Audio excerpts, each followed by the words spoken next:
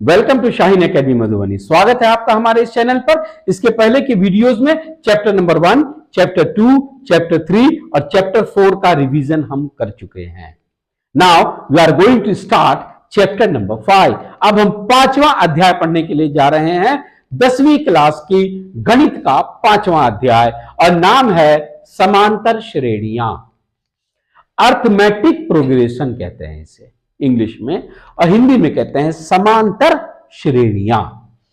अब सबसे पहले तो हम ये जानेंगे कि समांतर श्रेणी है क्या, लेकिन उसके पहले आप एक बात जरूर जान लीजिए, वही वाली बात, सब्सक्राइब नहीं किए तो कर लीजिए, लाइक नहीं किए तो कर दीजिए और शेयर कर दीजिए। आपका क्या जाएगा, कोई ज्यादा डाटा थोड़ी खर्चा हो जाएगा।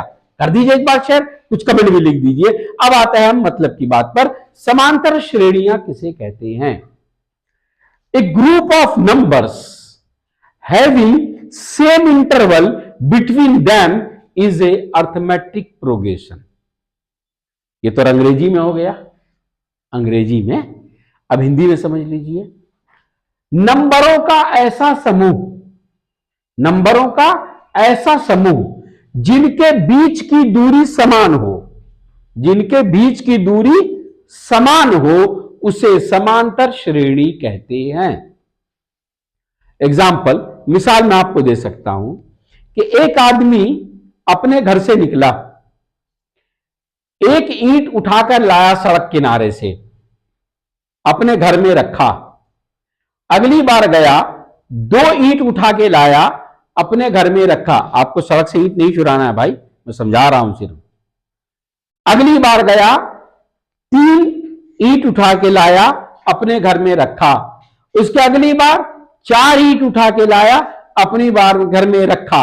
उसके बाद जब 5 ईंट एक साथ उठाने लगा तो ईंट लेके धड़ाम हो गया। अब वो धड़ाम हो गया, ये बात काट दीजिए। आ जाइए, पहली बार में कितनी ईंट उठाया? 1, दूसरी बार में 2, तीसरी बार में 3, चौथी बार में 4। तो 1 और 2 के बीच में कितना डिफरेंस था? 1। 2 और 3 के बीच में कितना डिफरेंस था? 1। 3 और 4 के बीच में कितना डिफरेंस था? 1। इसी को समांतर श्रेणी कहते हैं, यानी नंबरों का ऐसा ग्रुप जिनके बीच की दूरी समान हो, उसे समांतर श्रेणी कहते हैं। यह एग्जाम्पल सामने में है, हम पता लगाने का प्रयास करेंगे कि इसमें कौन समांतर श्रेणी है और कौन समांतर श्रेणी नहीं है। ध्यान रखिएगा, लगभग 17 नंबर का सवाल है इससे, 17 नंबर का लगभग सवाल इससे हर साल मैट्रिक बोर्ड एग्जाम में पूछा जाता है। और इस पूरे चैप्टर को खत्म करने में हम 20-20 मिनट, 25-25 मिनट के वीडियोस में 3 वीडियो बनाएंगे, 3 लेक्चर होंगे इसके, यानी 1 घंटा।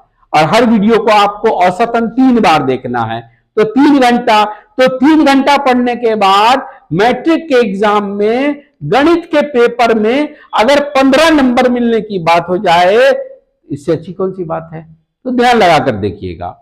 हम चेक करेंगे कि इसमें कौन समांतर श्रेणी है और कौन समांतर श्रेणी नहीं है। ये पहला नंबर देखिए, ये कितना है? ये कितना है? ये कितना है? 9। ये 11 और ये 13। 7 में से अगर 5 को घटा दें तो कितना बचेगा? 2। ठीक है। 9 में से 7 को घटा दें तो क्या बचेगा? 2। 11 में से 9 घटा दें तो क्या बचेगा? 2। तो 13 में से 11 घटाएंगे तब भी बचेगा 2। इसीलिए ये समांतर श्रेणी है। अब इसको देखिए, 15 में से क्या घटाएंगे? 10, कितना बचेगा? 5। और 19 में से 15 घटाएंगे तो क्या बचेगा? जो गड़बड़ झाला है, यहां 5 बचा और यहां क्या बच रहा है? अब आगे बहुत दूर देखने की जरूरत नहीं है, यहां 5 बचा लेकिन यहां 4 ही बच रहा है। यहां 5 की दूरी है और यहां कितने की दूरी है? इसीलिए ये समांतर श्रेणी नहीं है, ये एपी नहीं है। अब इसको देखते हैं, -8, -4, 0, 4। ठीक है। ये -4 और -8 के बीच में कितनी दूरी है? -4 की दूरी। क्या दूरी है? -4 -4 की दूरी है। +4 की दूरी। देखिए -4 में से -8 को आप क्या करेंगे? घटाएंगे ना, समझ लीजिए प्लस माइनस भी। तो -4 और ये माइनस माइनस क्या होगा? तो 8 में से 4 क्या, तो क्या बचा? 4 की दूरी है, +4 की दूरी है, -4 की दूरी। ठीक है, 0 में से -4 घटाइए तो 0 और उसमें से -4 घटाना है, लेकिन -4 घटाना है तो ये तो -4 है ही, और फिर घटाना भी है तो माइनस माइनस क्या हो जाएगा? तो क्या आया? अब ये देखिए 4 में से 0 घटाना है, तो 4 में से 0 घटाया तो क्या बचा? हम देख रहे हैं कि हर जगह पर 4 बच रहा है, यहां भी 4, यहां भी 4 और यहां भी 4, इसीलिए ये भी समांतर श्रेणी है। अब इस एग्जांपल को देखिए, ये है 9, ये है -4, ये है 1 और ये है 6 है। -4 में से हम 9 घटाएंगे तो ये रहा -4 और इसमें से हमने 9 घटाया, क्या बचा? -13। अच्छा, अब 1 में से 4 घटाइए, 1 में से 4 घटाइए, 4 नहीं -4 घटाइए, तो एक तो हम माइनस लगाएंगे और एक माइनस पहले से है तो क्या हो जाएगा? तो क्या वो आंसर आया? अब आगे देखने की जरूरत ही नहीं। ये दोनों बराबर है क्या? नहीं। ये दोनों बराबर नहीं, तो ये भी समांतर श्रेणी नहीं। क्लियर हो गया? समांतर श्रेणी का मतलब है कि ग्रुप ऐसा हो नंबरों का ऐसा समूह हो जिनके बीच की दूरी समान हो, जिनके बीच की दूरी अगर बीच की दूरी समान है तो वो समांतर श्रेणी है, और बीच की दूरी समान नहीं है तो वो समांतर श्रेणी नहीं है। तो ये तो हमने जाना कि समांतर श्रेणी किसे कहते हैं, कौन समांतर श्रेणी है और कौन समांतर श्रेणी नहीं है। अब हम ये पढ़ेंगे कि समांतर श्रेणी में कुछ अंग्रेजी के अक्षरों का प्रयोग किया जाता है, जैसे A, B, N, AN, L, एक और है SN, तो वो बहुत बाद में आएगा इसलिए उसको हमने नहीं लिखा है, अभी इतने को हम समझ लेंगे। ए क्या होता है? प्रथम पद। क्या होता है? प्रथम पद। फर्स्ट टर्म कहते हैं, फर्स्ट टर्म। तो इसका प्रथम पद क्या है? अभी इसी एग्जांपल को हम करने जा रहे हैं। तो ए बराबर क्या हो गया? तो ए को भी 5 कहेंगे, और अगर A1 कहा जाए, क्या कहा जाए? A1, तब भी वो 5 ही है, तब भी वो 5 ही। ध्यान रखिएगा। ए कहा जाएगा इसका मतलब भी पहला पद, और A1 कहा जाएगा इसका मतलब भी पहला पद। A2 कहा जाएगा तो दूसरा पद, A3 कहा जाएगा तो तीसरा पद, A4 कहा जाएगा तो इसी तरह से बढ़ता चला जाएगा। लेकिन ए का मतलब या A1 का मतलब यही होगा कि पहला पद। तो क्या है पहला पद? 5। बी यानी बीच की दूरी, बीच की दूरी। तो इन दोनों के बीच में दूरी कितनी है? +2 या -2? तो ध्यान रहे, कभी कभी माइनस में भी दूरी आती है, कभी कभी माइनस में भी दूरी आती है। मैं आपको एग्जांपल लिख के दिखा दे रहा हूं एक यहां पर 11, 9, 7, 5, 3। दूरी तो 2 की ही है ना, लेकिन प्लस हो रहा है या माइनस हो रहा है? माइनस हो रहा है। 11 में से 2 गया तो 9, 9 में से 7 गया, 9 में से 2 गया तो 7, 7 में से 2 गया तो 5, यानी माइनस में दूरी है। लेकिन यहां पर अभी कौन सी दूरी है? प्लस की दूरी। एन का मतलब होता है number of terms, number of पदों की संख्या, पदों की संख्या। कितने पद हैं इसमें गिन के बताएंगे आप? 1, 2, 3, 4, 5। तो ये एन क्या हो गया? 5। बड़ा आसान है। ए का मतलब पहला पद, डी का मतलब दोनों पदों के बीच की दूरी, दोनों पदों के बीच की दूरी। और एन का क्या मतलब हुआ? पदों की संख्या। ये 5 नहीं, ये जो 5 लिखा मैंने, वो ये 5 नहीं समझेंगे, गिनती करेंगे 1 2 3 4 5। ए एन क्या होता है? ए एन का मतलब अंतिम पद हमेशा नहीं होता। ए एन का मतलब होता है कौन सा पद। जैसे मैंने भी आपको बताया था कि अगर A2 लिख दे तो कौन सा पद होगा? दूसरा पद 7। A5 लिख दें तो कौन सा पद होगा? पांचवा। क्या है वो? 13। यानी एन का मतलब वही हुआ कि कौन सा पद। यानी एन अगर 1 है तो पहला पद, एन अगर 2 है तो दूसरा पद, एन अगर 3 है तो तीसरा पद। इसका असल मतलब ये निकलता है। तो ए एन जिस तरह से भी कहेंगे उस तरह से लिखा जाएगा। यानी एन अगर 2 है तो 7, एन अगर 5 है तो 13। एल क्या होता है कि ये भी 2 प्रकार से लिखे जाते हैं। ये जो एपी लिखे जाते हैं 2 प्रकार से। देखिए, एक तो ये लिखा हुआ है, और देखिए मैं इसको एडिट कर रहा हूं। यहां पर डॉट डॉट नहीं लगा, इसका मतलब ये यहां पर एंड है, ये यहां पर। लेकिन इसमें डॉट डॉट लगा, इसका मतलब ये यहां पर एंड नहीं है। अभी कहानी चल रही है, अभी ये आगे लिखा जा रहा है। तो जिस एपी में अंतिम पद आ जाता है वो एल होता है। जो अंतिम पद होता है वो क्या होता है? लेकिन इसमें कहा जाए अंतिम पद तो हम नहीं बता सकते। क्यों? क्योंकि डॉट डॉट लगा दिया गया है, उसमें अंतिम पद मालूम ही नहीं होगा और एग्जाम में पूछा भी नहीं जाता है। एल तभी पूछा जाएगा जब बंद हो जाएगा, उसके आगे डॉट डॉट डॉट लगा हुआ नहीं होगा, तभी पूछा जाएगा। तो ये तो हमने आपको बताया कि एपी है क्या।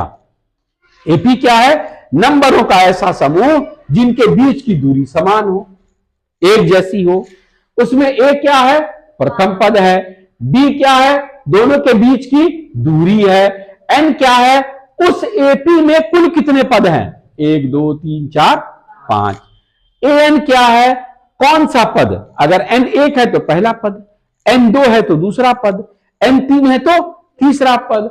और एल क्या होता है कि यदि एपी यहां पर फिनिश हो रहा है, यदि एपी यहां पर समाप्त हो रहा है, तो जो अंतिम पद होता है वही क्या होता है? एल होता है। बहुत आसान चैप्टर है। अब यहां पर बस ये 4-5 एग्जाम्पल है जो हम करेंगे, अब बड़ी आसानी से हो जाएंगे। यहां क्या लिखा है? 2। यहां क्या लिखा है? 26 26। अब बताना है कि बीच में क्या होगा। तरीका समझिएगा। 2 में और 26 के बीच में दूरी कितनी है? कितना डिफरेंस है? 24। ये 2 है और ये क्या है? 26। तो हम क्या करेंगे? 26 में से 2 घटा देंगे तो क्या बचा? 24। लेकिन ये 24 कैसे आया? एक बार में बढ़ गया या 2 बार में बढ़ गया या 3 बार में बढ़ गया?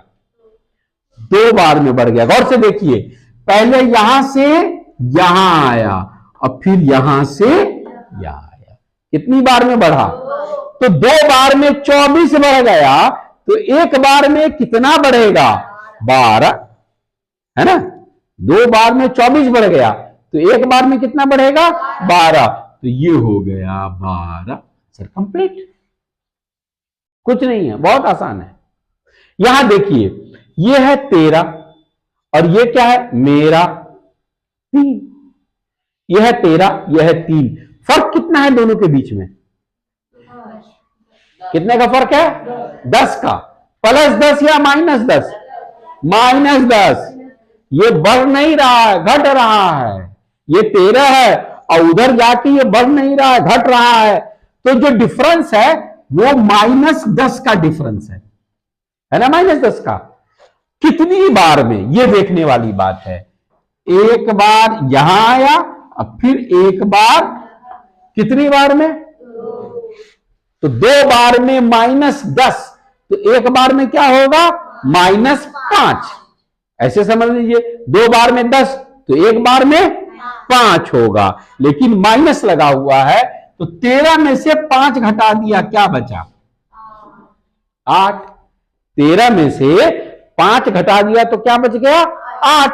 अब इसके पहले भी एक बाकी है, इसके पहले भी एक, तो आप ऐसे मत देखिए ना, ऐसे देख लीजिए।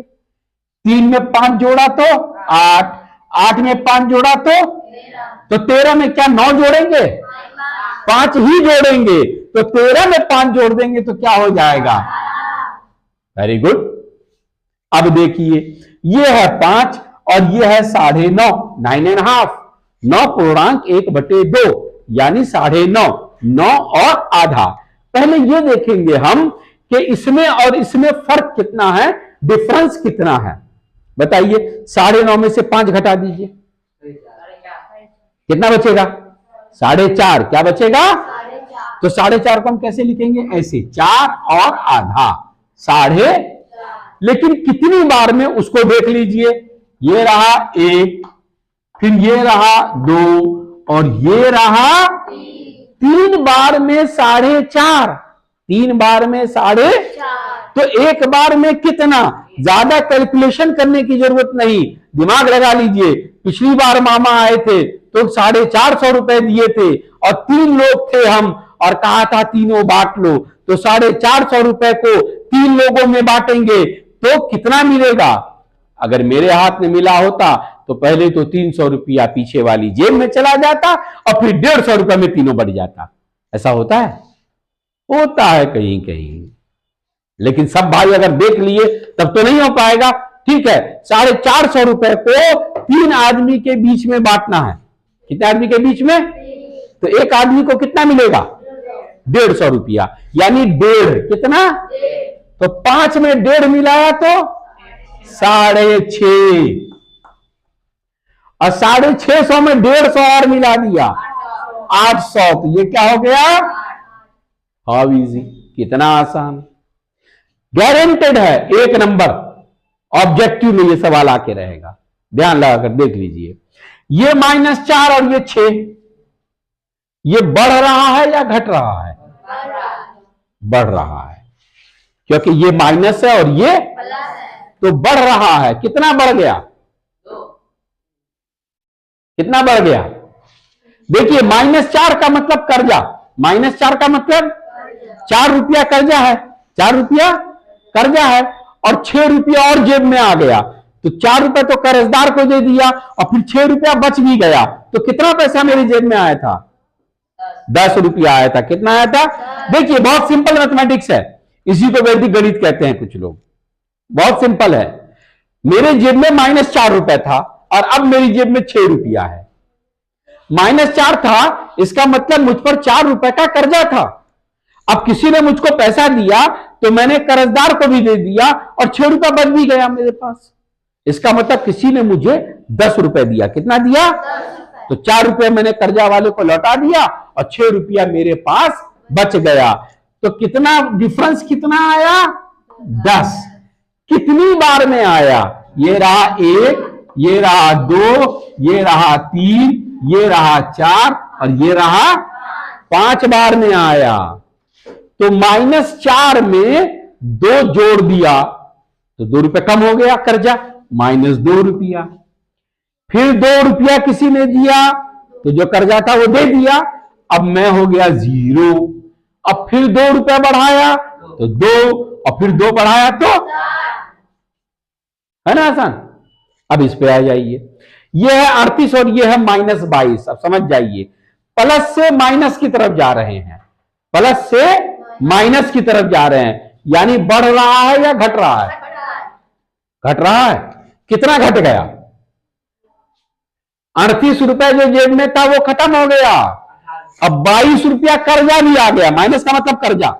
38 रुपए जेब में था वो तो खत्म हो गया, और 22 रुपए का कर्जा भी आ गया, यानी कितना हो गया कुल?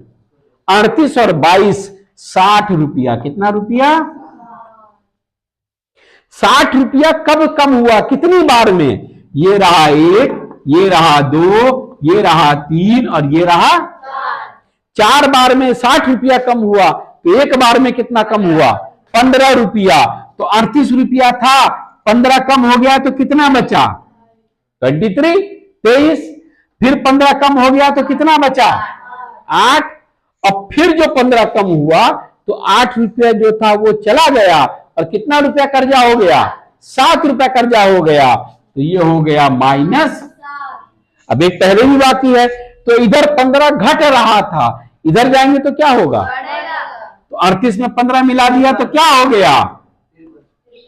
बहुत आसान तरीका है, थोड़ा सा दिमाग लगाइए, बहुत ही इजी तरीके से आप इसे कर सकते हैं। मिलेंगे कल फिर अगले लेक्चर में। Thank you.